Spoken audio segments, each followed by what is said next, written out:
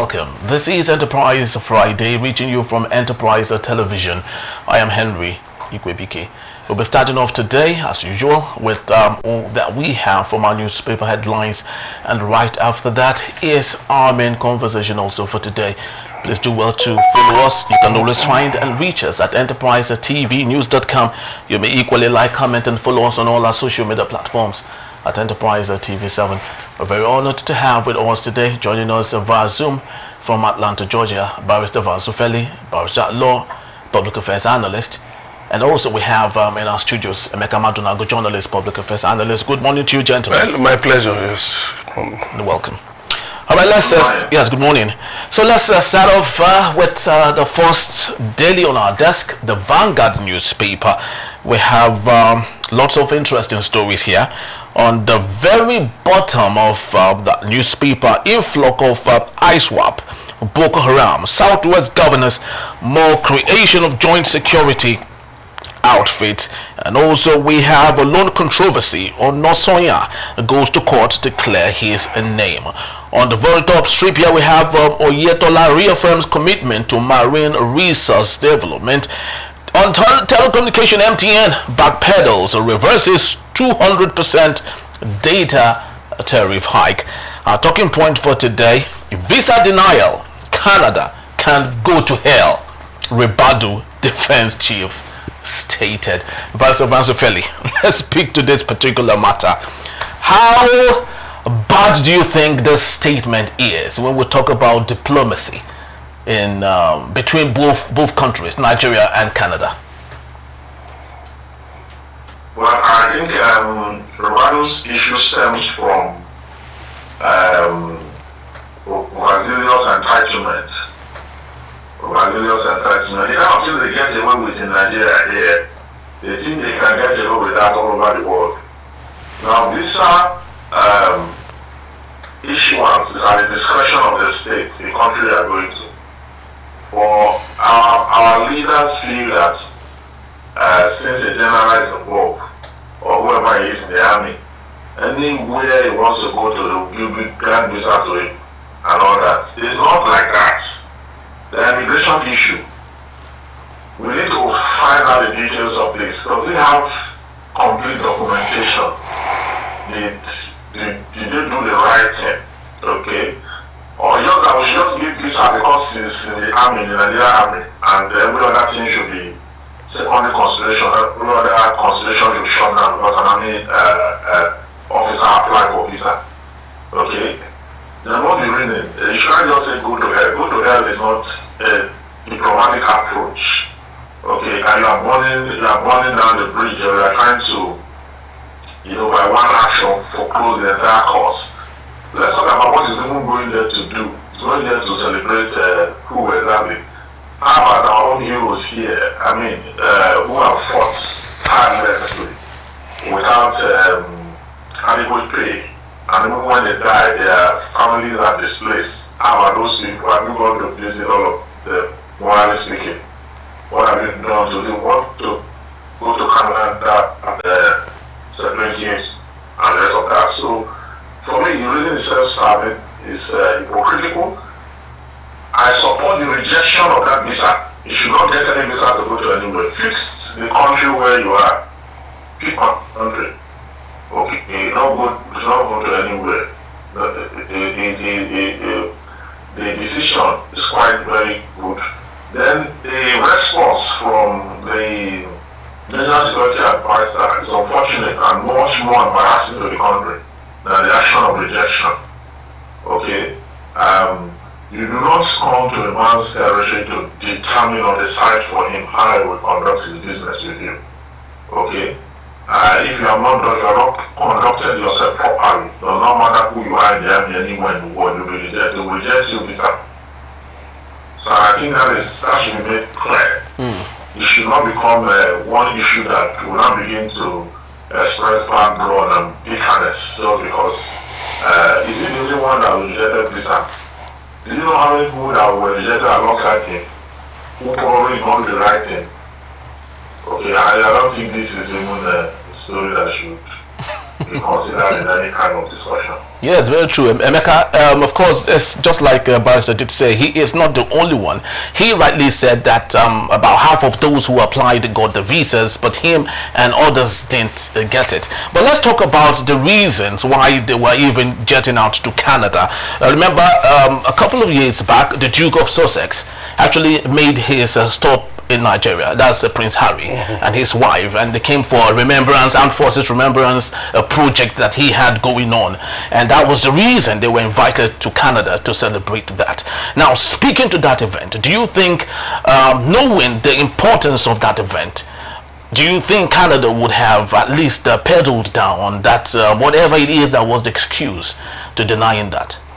No, some members of the delegation are already in Canada. So it's just some other members who are denied a visa. Plus him, plus Musa himself. Yes, Musa, yes. Which is the figurehead. He's like very pivotal to make. Doesn't Nigeria deny people visas? You see, there's a problem with no Ribadu. I'm worried, honestly speaking, because right from his EFCC days, there is this arrogant air. This arrogant air with which he operates that makes me wonder that this man is in government. There'll be a problem.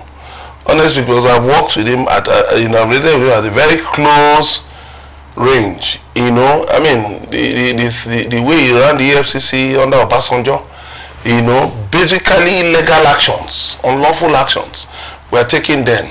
So, and then look at what he's saying, that he can go to hell. Canada, one of the top nations of the world, listen, they will send you to hell. Ahead, yes. Because you know what? He was saying is disrespectful. What is disrespectful? You are just a nation, like they are a nation, and they have a right, And one thing is this: he should also, I would advise Ribadu to go and get, some lessons in diplomatics, because there are certain things that should not be heard from top officials of Nigerian government. It's hard, all of them. Whether Tinubu, whether Shetima, look at the way they speak.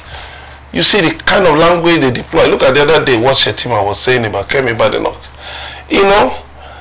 So that tells you that these people think they are dealing with ordinary Nigerians. But he should know that the denial of that visa, Canada just carried out its own function. Tomorrow they may decide to give them visas. But Minister Ojo said that this should rather be a matter of reciprocity, that knowing the high caliber of those that were applying for that visa, that at least the embassy here should have at least, doubled down to not to have disgraced not just Musa himself, but Nigeria in its entirety. That was actually what the Minister of Interior did say yesterday. Go and make your inquiries. Getting Nigeria visa is one of the most difficult in the world. They put all kinds of conditions before you. Ask around now, people want to come to Nigeria. It's difficult getting Nigerian visa. It's even expensive. So what are they talking about? The reciprocal, what is that? So ordinary Nigerians who have been denied, you see the problem with these people, they are so selfish. So selfish. Ordinary Nigerians have been denied visas every day. Ordinary Nigerians, it doesn't matter to them. People have been talking about how they even got visas. At the point of entry, one thing or the other was brought up and they were deported. It never bothered them. But now that they've tasted it, they are getting angry. Yeah, let it get them angry enough to know what ordinary Nigerians suffer. I don't bother about it. Let them even deny them more visas. Let more nations deny them visas. Let them sit here, junketing all over the world, wasting our scarce resources, money that Nigeria doesn't have. What are they going to Canada to do? We have the High Commission there. Can't they represent us? Must they go with that big delegation to go and do what? Okay, now that they are not attending the event, will the event hold? Is the event not holding? These guys, let them realize one thing. Donald Trump, by his actions as US president, has shown that, look, you can't force me to be your friend. That's the truth. There must be terms and conditions for me to be your friend. And I have to place myself on a high pedestal when relating with you because I can. You understand? Because I can. But Nigeria cannot wield that influence. Not even among African nations. Niger, as small as Niger is, radioed the aircraft of Tinubu that they should leave their airspace immediately. Niger, So if Nigeria could do that to you, Canada will in fact even return all your officials that they can even deport them immediately. You should know, make yourself respectable in the world. Make yourself respectable on the international stage. Then people will relate with you on reciprocity. Not the kinds of things they are hearing. You are padding budgets, you know, you are buying, the president is buying a jet. When people are hungry, you're not paying minimum wage. President is buying a new official car. They read all these things.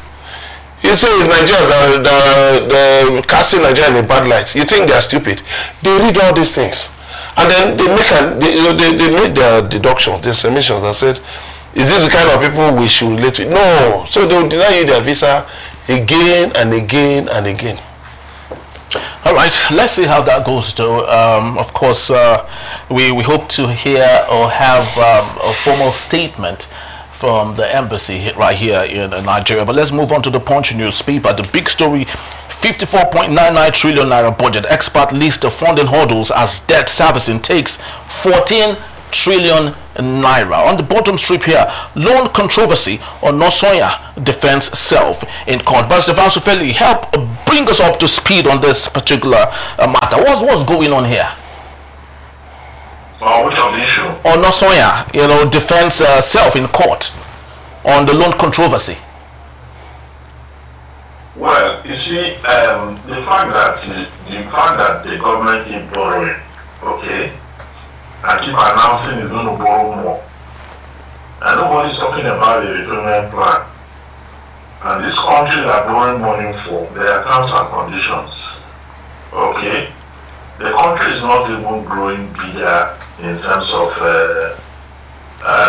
projections or in terms of the availability of resources or the likelihood of repayment or proper debt servicing. Because when you look at our budgets, vis-a-vis the kind of loan that are taking, and you benchmark it with the projections, okay, and you look at the budget and what capital expenditure entails, and what the current expenditure entails, and you look at statutory transfers, you will not notice that it's just everything is edging at the brink of collapse. Okay, so now when you now begin to talk about how to then put all this together and wrap it up into possibilities of sustenance with that level of it becomes very, very difficult. And the government is still expanding in terms of its spending. It has not cut down on spending. Wasteful ones, real wasteful spending, like the budget of the aircraft and the budget of cars for legislators, ministers, and that. There's still humongous spending.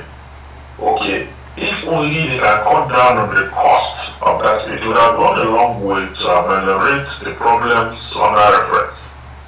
But no. Government officials still want to live bogus life. They want to have cars retinue, they want to have convoys, they want to be buying fuel and that, dragging us backward and downward. So, good luck to him. He should be able to do what he's expected to do. All right, Emeka, let's talk about this very important issue.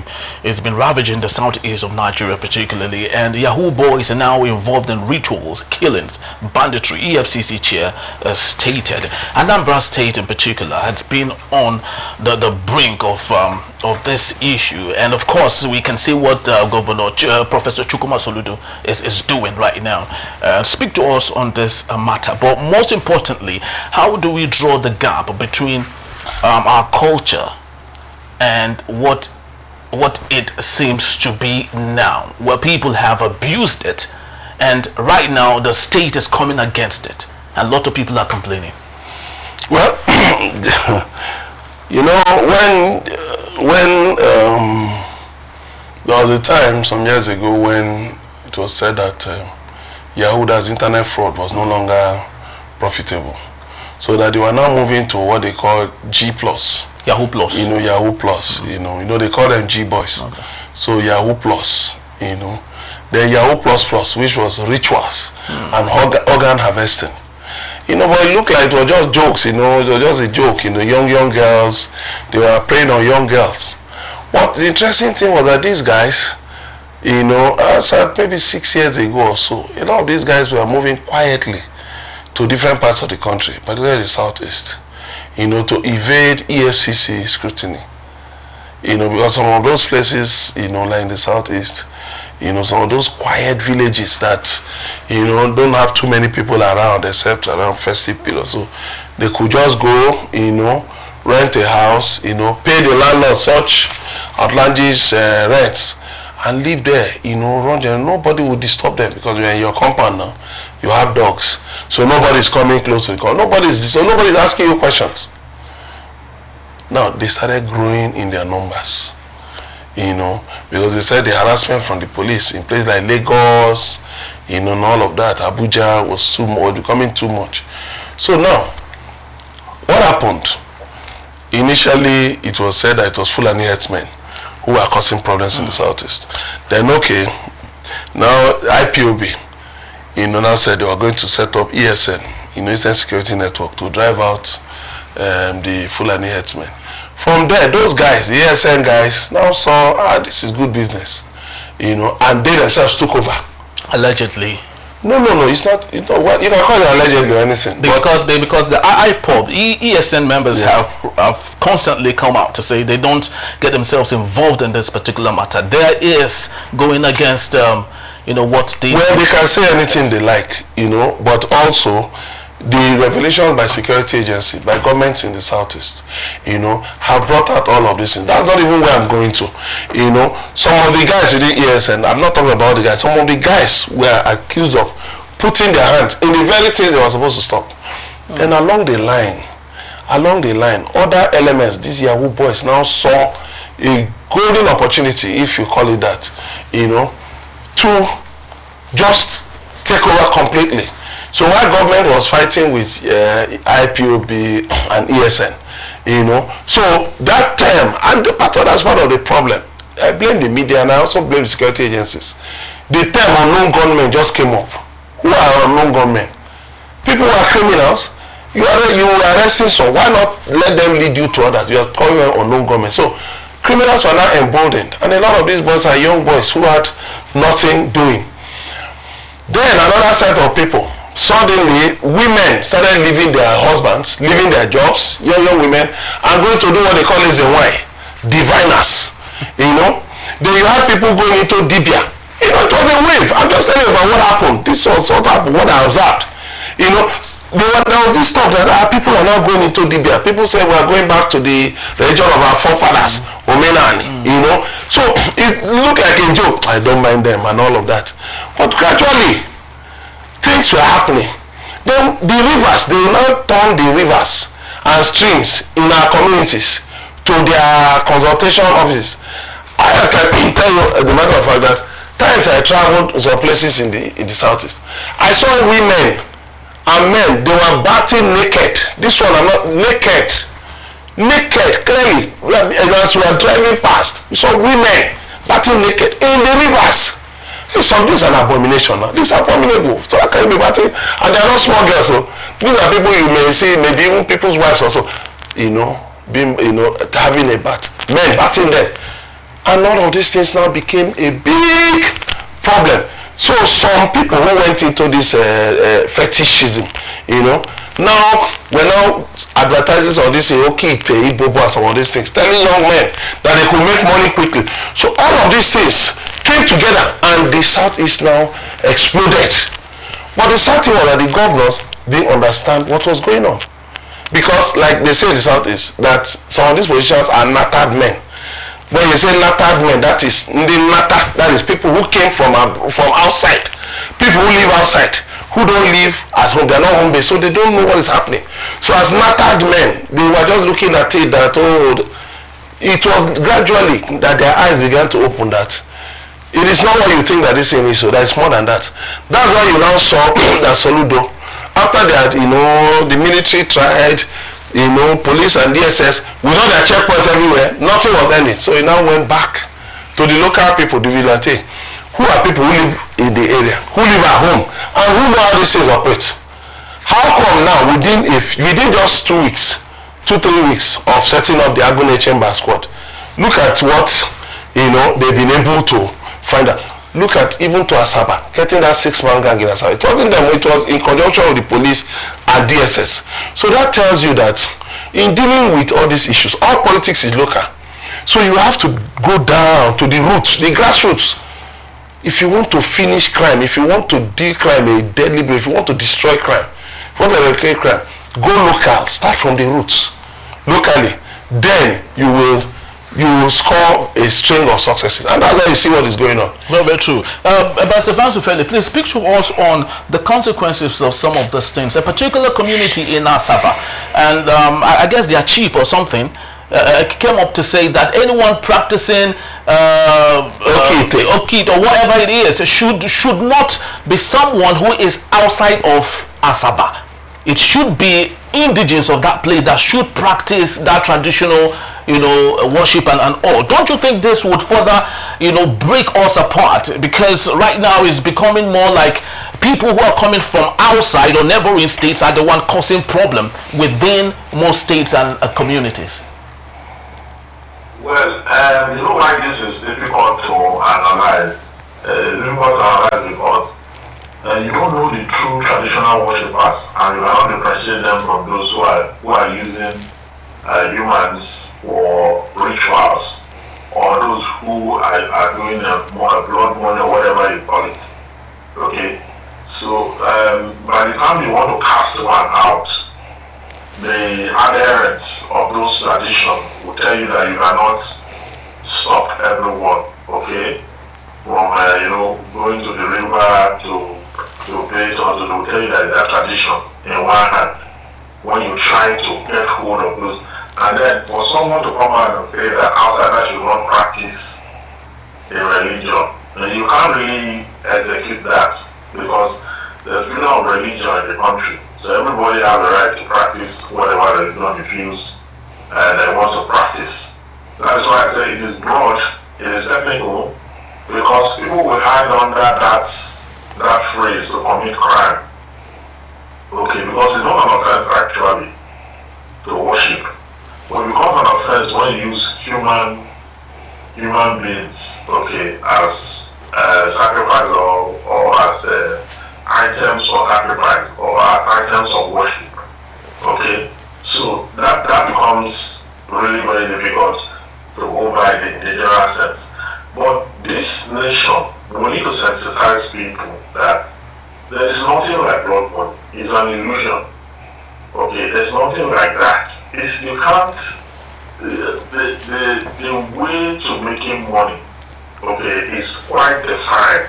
Okay, you learn the skill, you learn the trade, you appropriate yourself, you either go to school, do something, that you acquire knowledge from, and then put that into work, and then work smart and intelligently.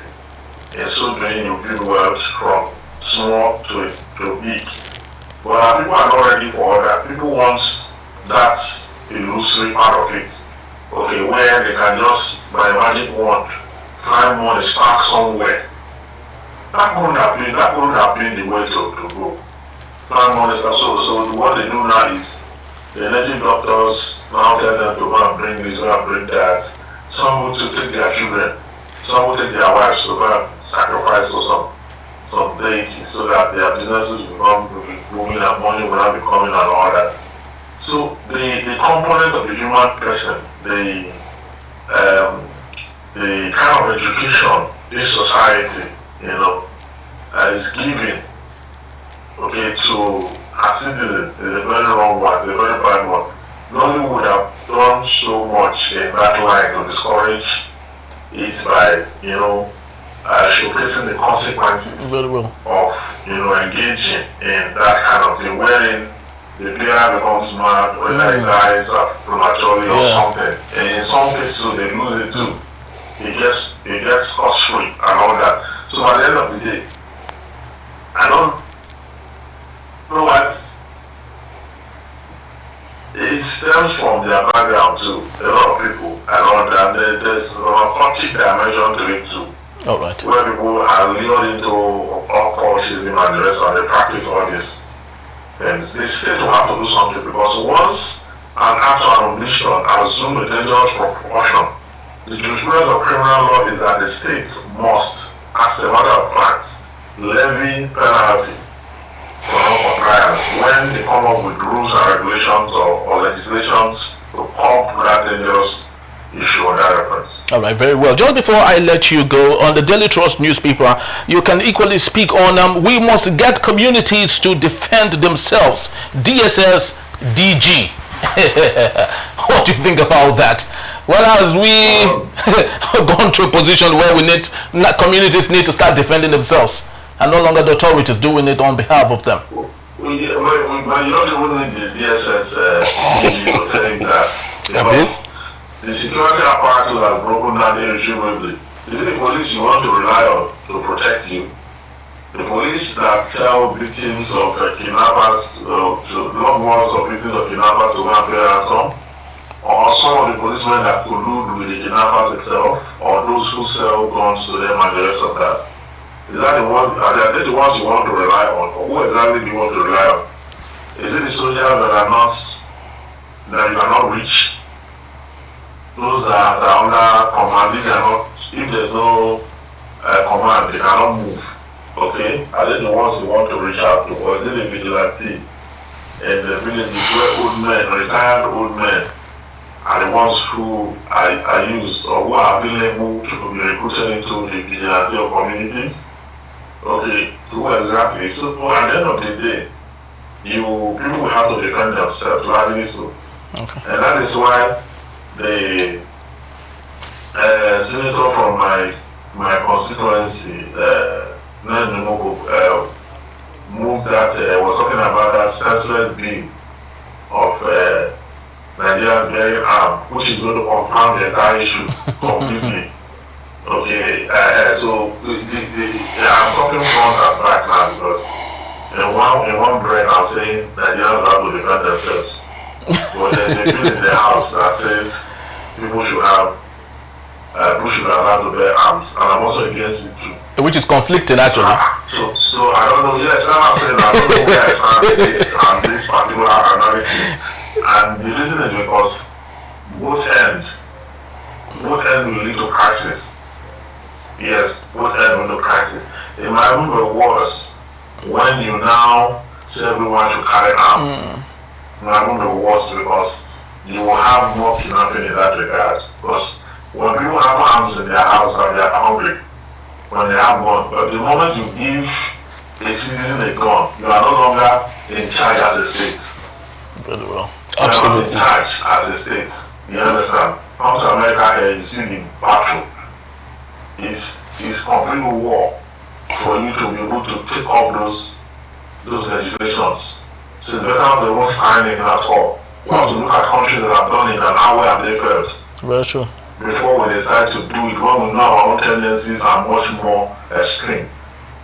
Okay, so I don't know where I stand on this, but all I know is that one way or the other, okay, government should provide security halfway. The people should provide it. I would have said government should provide the whole something, but I'm deceiving myself because it's not possible in this our country and our society where poverty is dealing with people in ways that is not something. So when you give a man arm and he's hungry, he will carry that arm and go and do roadblock. Very true. So, Emeka, your take on this particular matter just before we leave. Well, I think yes, that the people should be mobilized to defend themselves because I've been involved in such, situation where, community. What's the gravity of defending themselves that you mean? No. You have to take care of, you have to make arrangements, get vigilantes from the state government, and you have to support them. With arms? Well, I don't need to go into all those things, but you have to support them. But whatever you are doing should be to the knowledge of the police, working with the police. So I think the Nigerian police by now should have actually gone beyond just bearing arms, checkpoints and all, to an institution. You understand? And I think that is the major challenge they have. They think they should just retain that role of the lead internal security agent and just stay there. No, you grow. You have to grow. You are not a broiler. You have to grow. To now become Nigerian police that will give back to state police. Okay. That will give back to community policing. That will give back to people policing. So right now, what you need to do is in communities, in different communities, train people on security awareness. The police should be doing that. They should be organizing security talks with people. Organizing security awareness, with companies, with organizations, with, community groups, with different associations. Go into markets, talk to them. That's what the police should be doing. Don't just sit in the police station and waiting for people to bring cases. Go out to the public. Reach out to the public. Enlighten them, that the police are your friend. So that you can shed that toga of, mistrust and suspicion.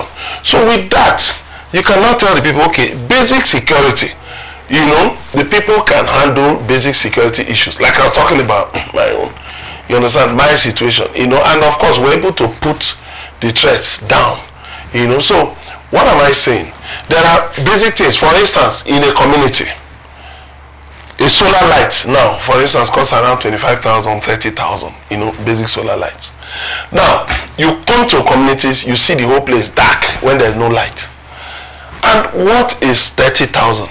If a community, if they can put money together, maybe 5,000 pounds or 2,000 or 3,000, right? They can get solar lights, at least light up the community. That's the beginning.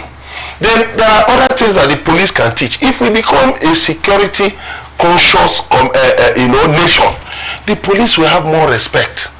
But the situation where they know that police, those ones, the government needs to also take people who are conversant with postmodern technologies in security management, so that it will be easier to secure the nation.